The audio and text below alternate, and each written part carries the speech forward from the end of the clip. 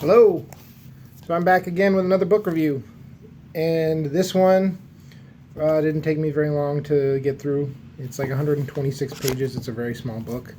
I just think it was fitting considering the time in which we find ourselves politically. On Tyranny by Timothy Snyder. So this book is you can see the like subtitle there. It says 20 lessons for the 20th century.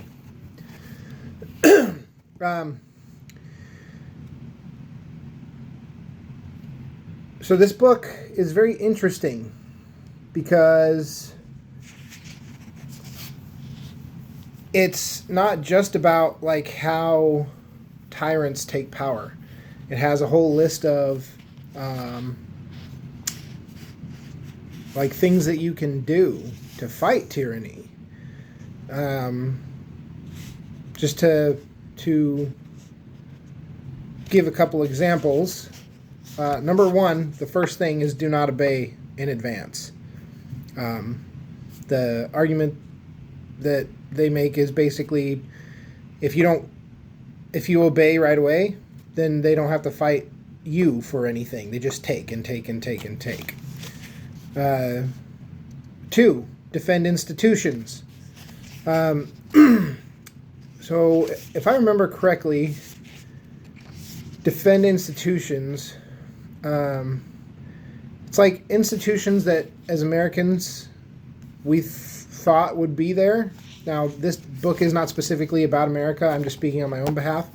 I always thought that the Department of Education was going to be there. I always thought that,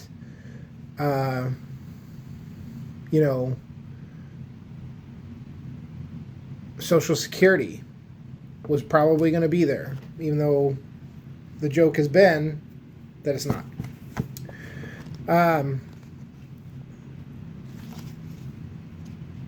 It does pull a lot from like Trump's first term. It pulls a lot from Trump's first term, as well as from Hitler and Mussolini and Vladimir Putin, and it even covered. I don't remember when this book came out, but it even covers the January 6th stuff that happened in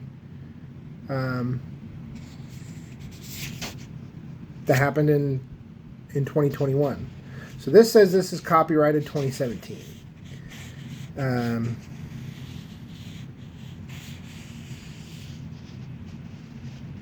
So it was originally published in hardcover in 2017.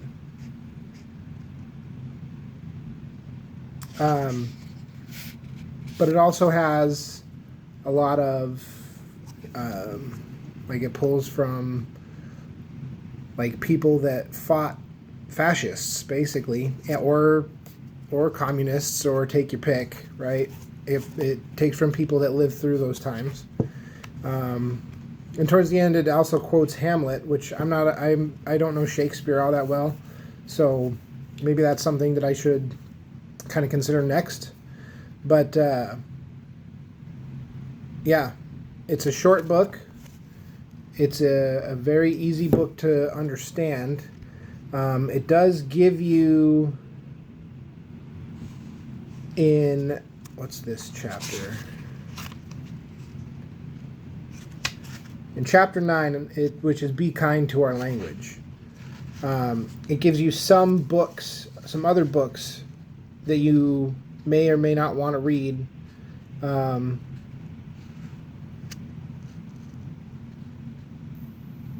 Yeah, so I mean, there's any number of things that I've seen here that I already know of, but like to give you an example, The Brothers Karamazov by Fyodor Dostoevsky.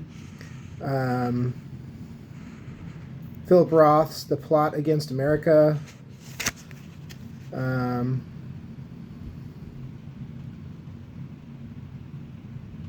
a couple Polish and Czechoslovakian type names that I'm not going to attempt to pronounce.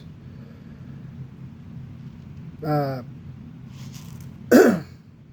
it gives you other things to kind of. The whole premise of this book is do not be stupid.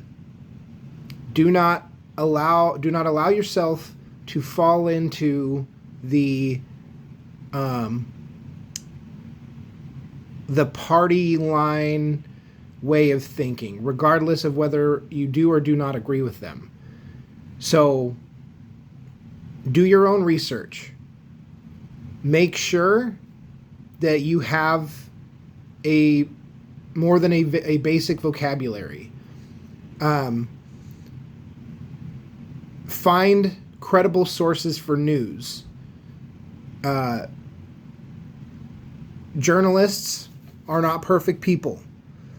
So are they going to make mistakes? Yeah, they are. But if you do your own research, you do two things. You stop spreading misinformation, right? Which is number one. And number two is because you stop spreading misinformation, and you fact check what you know, and then you know that is true. And as long as you go at that without any kind of bias, right? Excuse me. As long as you go at that without any kind of bias, you will find truth.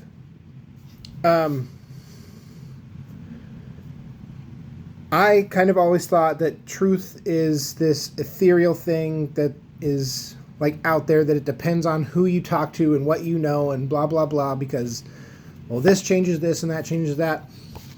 And that's one of the traps that this book talks about, is falling into that way of thinking that, well, what is true?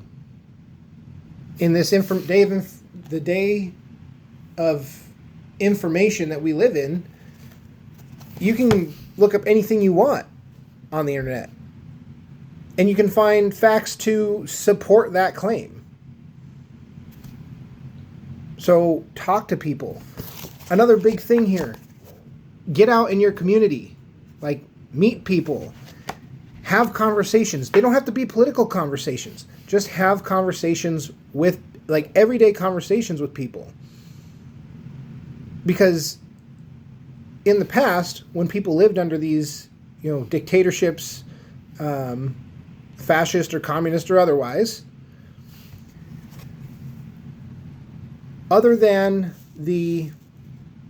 for most of them, other than the obvious, which is like, I talked in an earlier video about Anne Frank, or Elie Wiesel, who wrote a book called Night, about his experience in the Auschwitz concentration camp. Like, those are very important details, like, that you need to have for those books. But a lot of other people that wrote books about those times, the thing that they remember the most is the everyday conversations that they had with people. Just some sense of normalcy. Something that like something that gave them a place where their government couldn't invade. So if we just stay separated, then we've done the government's job for them.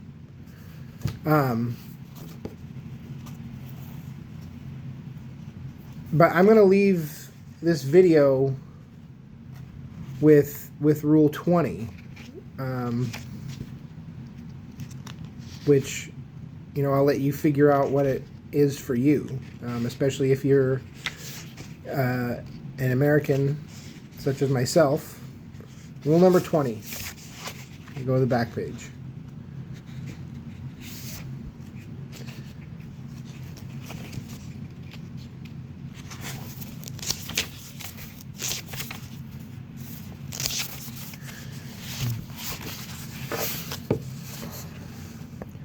Be as courageous as you can. That's something I need to work on. Thank you for your time. Please pick up this book. I got this book for Christmas. I'm sure you can find it on used book websites for like $7, $8. Please buy this book and read it. It's 126 pages and it's super small. Like super small. You can read it in a day if you're a faster reader than I am. But thank you. And I guess we'll just carry on. And the more informed we are, the more dangerous we are. The more informed we are, the less we give in to tyrants.